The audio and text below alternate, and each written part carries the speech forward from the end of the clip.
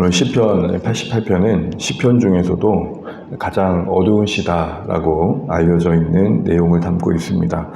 그도 그런 것이 내내 시인은 부르짖기만 하는 모습들이 나와 있습니다. 그러나 문제는 여전히 해결되지 않은 모습을 담고 있습니다. 어둠에서 시작해서 어둠으로 마칩니다. 여기 시의 제목을 보시면 지금 길게 나와 있는데 거기에 곡조 하나가 이렇게 소개되어 있습니다. 인도자를 따라 마할랏 르안롯에 맞춘 노래. 이 마할랏이라는 것은 아마 시편 53편 때도 한번 살펴봤는데 슬픈 노래, 슬픈 곡조를 말합니다. 르안롯이란 말은 부르짖는다라는 거죠. 슬픈 곡조로 부르짖는 시라는 겁니다. 시의 제목에서부터 어둠이 쉽게 깔려 있다는 것을 보게 됩니다. 어둠에서 시작하여 어둠으로 맞춰지는 가장 어두운 시가 시편 88편입니다. 이런 의문이 드는 거죠. 보통은 이제 우리가 시의 구조를 보게 되면, 시편의 구조를 보게 되면 힘겹고 어려운 시간을 분명 지나고 있지만 마침은 항상 소망으로 맞춰지죠. 주님께서 나를 구원하실 것을 내가 바라봅니다. 내 영혼아 근심하지 말고 하나님을 바라보자. 분명 어두움이 있지만 그 어둠에 대조되는 빛이 언급되어 있는 게 보통의 시편의 구조입니다. 그런데 시편 88편은 앞서 말씀드린 것처럼 어둠에서 시작해서 어둠으로 끝납니다. 읽다 보면 뭔가 소망을 더 갖고 기대감을 갖게 한다기보다는 쉽게 이 문제가 끝난다라는 차원에서보다는 어쩌면 그 시간을 잘 버텨야 된다는 측면에서의 내용이 아닌가 싶습니다. 다시 말해서 시편 88편이 그럼에도 불구하고 어둠에서 시작해서 어둠으로 맞춰지는 가장 어두운 시임에도 불구하고 시편의 떡하니 기록되어 우리에게 소개되고 있는 이유는 우리의 신앙의 현실이 그러한 부분을 담고 있기 때문일 것입니다. 우리의 신앙의 현실이 88편 같은 때가 있다는 것이죠. 그런 가운데서도 그런데 오늘 시편 88편을 보게 되면 1절 보실까요? 여호와여 내 구원의 하나님이여 내가 주야로 주 앞에 부르짖었사오니. 13절 여호와여 오직 내가 주께 부르짖었사오니 아침에 나의 기도가 주의 앞에 이르리이다. 이르는다는 것은 이르게 될 것을 내가 바라봅니다. 이런 고백이겠죠. 그럼에도 불구하고 18절은 다 떠나고 나는 홀로 남겨졌습니다. 이런 내용으로 여전히 남겨져 있습니다.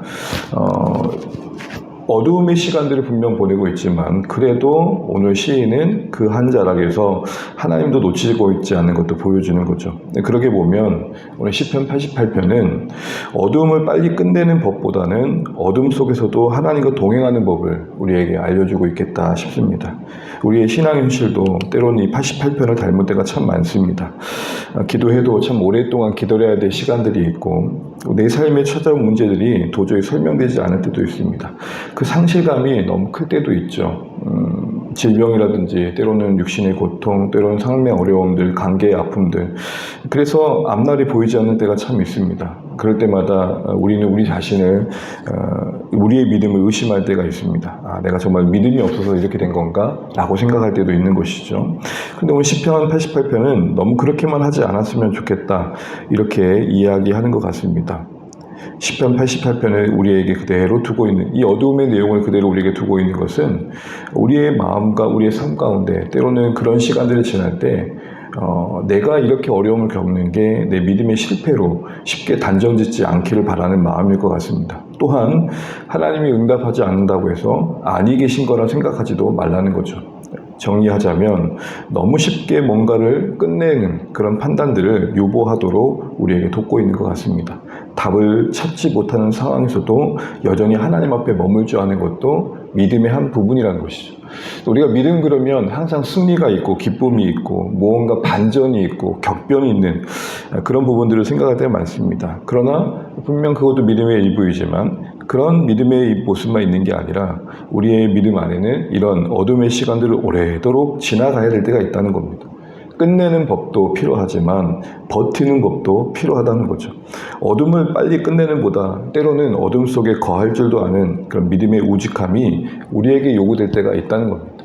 왜 그렇게 하셔야 되는지는 우리가 다 설명할 수 없을 겁니다. 그러나 적어도 이렇게는 이야기할 수 있다는 것이 88편의 고백입니다. 하나님, 저는 잘 이해되지 않습니다.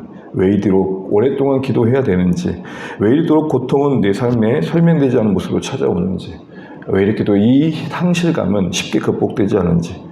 그러나 억지로 그렇다고 해서 믿으니까 늘 찬양해야 된다, 밝아야 된다, 그렇게만 하지 않겠습니다. 이해되지 않지만 이 어둠 속에서도 여전히 하나님 앞에 머무는 것은 포기하지 않겠습니다. 이런 기대감을 우리에게 갖게 하는 것 같습니다. 말씀을 좀 정리하겠습니다. 앞서 말씀드린 것처럼 시편 88편은 가장 어두움의 시를 담고 있습니다. 어둠에서 시작해서 어둠으로 끝나는 이 시편을 우리에게 담겨두신 것은 우리의 신앙의 현실에도 그런 어둠의 시간이 있기 때문이겠죠. 믿음이 있다고 해서 언제나 밝을 수만은 없다는 겁니다. 기도한다고 해서 항상 언제나 응답이 바로 보장되는 건 아니라는 것이죠. 하나님을 사랑한다고 해서 고난과 고생이 생략되는 게 아니라는 것입니다. 그러나 어둠이 끝나지 않았다고 해서 믿음도 끝난 건 아니라는 것이고, 응답이 보이지 않는다고 해서 하나님도 계시지 않는 건 아니라는 것. 이 측면도 우리의 믿음의 영역에서는 볼 줄 알아야 된다는 겁니다. 아무것도 보이지 않는 데서 여전히 계신 하나님만 바라보고 그 시간을 버텨내는 것도 믿음의 귀한 부분이라는 것이죠. 그래서 우리가 신앙의 영역에서 또 이런 부분을 좀 쉽게 생각하지 않으면 좋겠다 싶습니다. 어둠의 시간을 지나고 있을 때 마치 그것이 곧 밝아질 것처럼, 우리는 이거를 조금 이렇게도 표현하죠. 희망고문. 곧 좋아질 거야. 곧 좋아질 거야.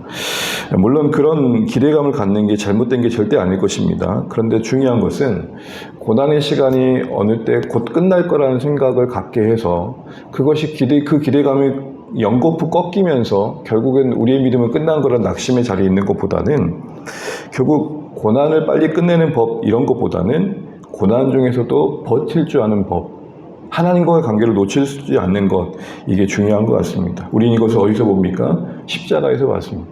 여러분, 예수님께서 십자가에 못 박히신 그 극한의 상황에서 이런 고백을 하셨죠. 엘리 엘리 라마 사막다니. 무슨 뜻입니까? 나의 하나님, 나의 하나님, 어찌하여 나를 버리시나이까.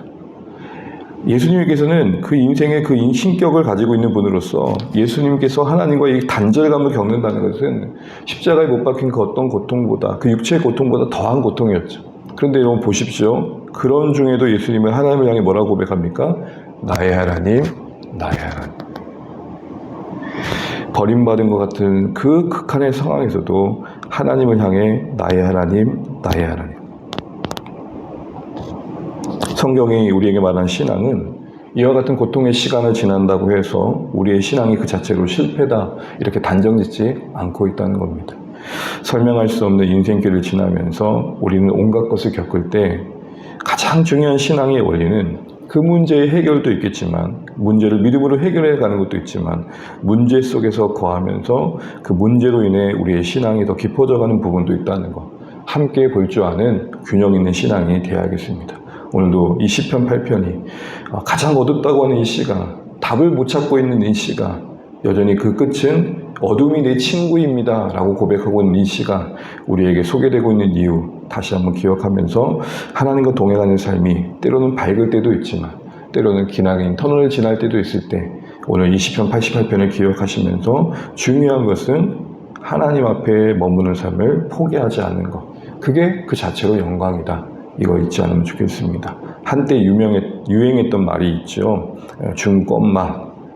뭔지 아십니까? 중국말이 아니고 중요한 것은 꺾이지 않는 마음이다. 어쩌면 이 말이 딱 시편 88편을 통해 우리에게 요구하시는 믿음의 모습이 아닌가 싶습니다.